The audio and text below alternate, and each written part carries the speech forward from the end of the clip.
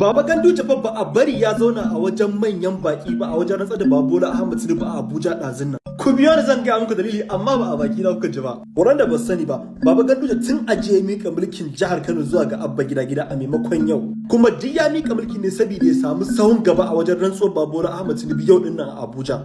Magana ta gaskiya ko in ce a inda na jiyo labarin Bola Ahmed Tinubu fishi yake da Baba Ganduje. Idan ba ku manta ba Bola Ahmed Tinubu ya haɗa injiniya Rabi Musa Hankosa a France sartukan da suka gabata. Amma fa kafin ya haɗa injiniya Rabi Musa Hankosa sosai da tuntuɓi Baba Ganduje ya ce musu Baba Ganduje kana da wani objection ko kana da wani abu da zaka ce akan wannan haɗuwar?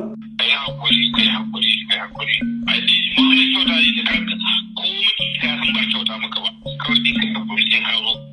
Ai kuma dai dan zai gan shi kamata ai mu mai karamu.